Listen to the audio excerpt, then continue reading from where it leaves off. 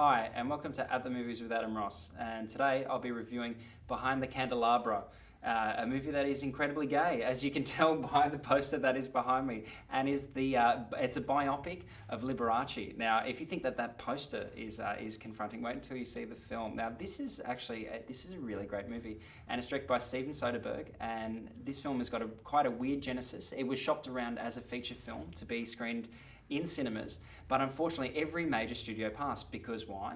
Because they said it was too gay. And so instead HBO Films, those brave bastards that make lots of great entertainment from Boardwalk Empire to Game of Thrones, picked it up, and this is actually a HBO telemovie. But you couldn't tell because it's directed by Steven Soderbergh, an Oscar-winning director, and who is one of the most prolific directors of probably the last couple of decades. I mean, he has over 25 feature films under his belt, and I think this is one of his best films, actually. He has pumped them out in the last couple of years, like Contagion, Haywire, Magic Mike.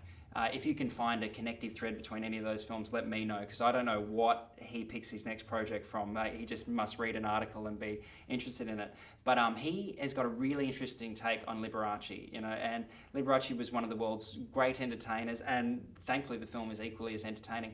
But in a really smart move, he's decided to focus on Liberace's sexual life, and more importantly, on the relationship between Liberace and his assistant, a young guy called Scott Thorson. So Liberace is played by Michael Douglas in an unbelievably committed role. Like, there is cinematic camp, and then there's what he's doing in this. Normally when you see heterosexual actors play gay, there's something that's holding them back, and you can almost see them smirking a little bit or feeling a little bit weird.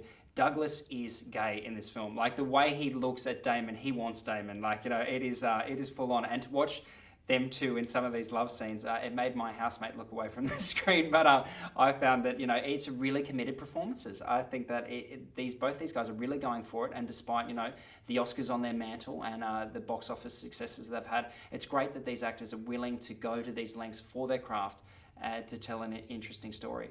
And so this story between Liberace and Scott Thorson is really entertaining because it's full of those classical dramatic staples. It's full of jealousy, it's full of longing, it's full of romance and opulence. I mean, look at the furs that this man wears. So the set dressing in this film is amazing. A lot of it is set in Las Vegas.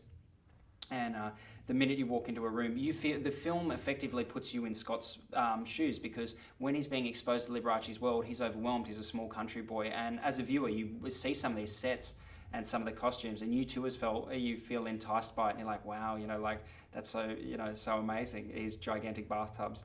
But look, I think that Steven Soderbergh is really, he's gone a really darkly funny vein on this one, and in the same way that something like Boogie Nights is funny. You're laughing kind of at the characters, not with them. You're laughing at how petty they are and how driven they are by their own greed or their own sexual lust. And I think that this is one of the year's probably better films. If you can get past two Academy Award winners that are men making out, then, if you like Brokeback Mountain or Milk, if you could get past the gay themes of those, then you'll be fine. And definitely check this one out.